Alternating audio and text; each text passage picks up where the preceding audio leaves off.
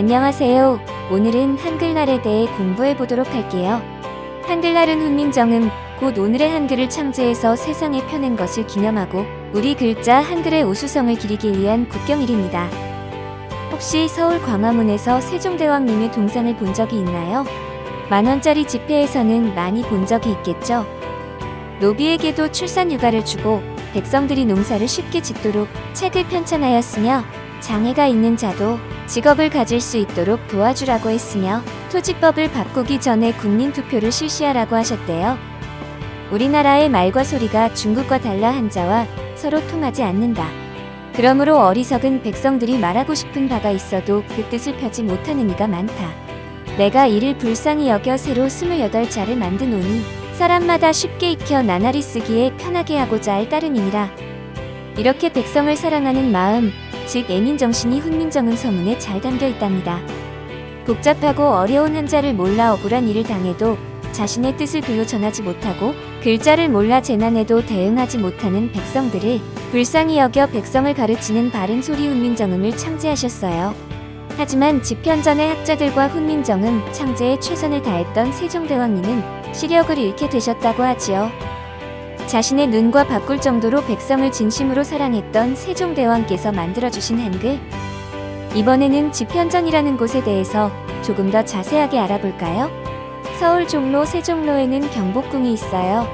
경복궁 안에 수정전이란 건물이 있는데 이 건물이 바로 집현전으로 썼던 곳이에요.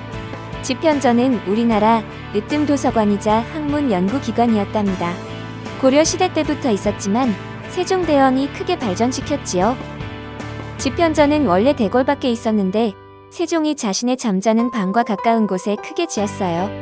세종은 또 장서각이라는 도서관을 크게 지어 학사들이 공부할 수 있도록 바탕을 마련해 주었어요. 집현전에는 학사들이 10사람 있었다가 점차 20사람으로 늘었어요. 최만희와 김문, 정찬손, 신석조, 하의지, 송처검, 조근처럼 나이든 학사들과 성산문, 정인지, 신숙주, 박팽년, 이설로, 이계, 강희양 같은 젊은 학사들이 있었답니다. 그렇다면 한글이 배우기 쉽다고 하는 이유가 뭘까요? 그 이유는 바로 소리나는 대로 쓰는 소리글자기 때문입니다. 글자에는 그림글자, 뜻글자, 소리글자가 있어요. 그림글자는 도로 표지판이나 안내판, 지도의 기호처럼 그림으로 되어 있는 글자예요. 글자를 모르는 사람도 그림만 보면 무슨 뜻인지 쉽게 알 수 있지만 복잡한 뜻은 전달할 수 없는 것이 단점이죠. 두 번째로 뜻글자는 한두 가지 그림을 서로 모아 만든 글자입니다. 한 글자 한 글자마다 뜻을 담고 있어서 글자를 모두 외워야 하고 소리랑 뜻이 다르니 쓰기가 매우 불편하지요. 소리글자는 소리나는 대로 쓰는 글자예요. 우리 한글과 영어가 소리글자예요. 게다가 누가 창제했는지 어떻게 만들어졌는지까지 전해져 내려오니 세계인들이 입을 모아 한글이 우수하다고 이야기하는 거겠죠.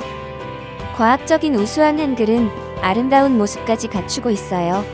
이제 한글을 사랑하는 마음을 갖고 훈민정음 꾸며보는 시간을 가져볼게요. 한글로 디자인한 멋진 작품들 어떤가요? 내가 좋아하는 시의 부분을 적어도 예쁘고 자음 모음을 크고 작게 섞어도 멋지고 훈민정음 서문을 적어도 정말 아름답지요. 세종대왕님께 감사하는 마음을 가지고 한글의 우수성과 아름다움을 느끼며 나만의 멋진 한글 작품을 스크래치 페이퍼에 자유롭게 그려주세요. 오늘 수업은 여기까지입니다. 모두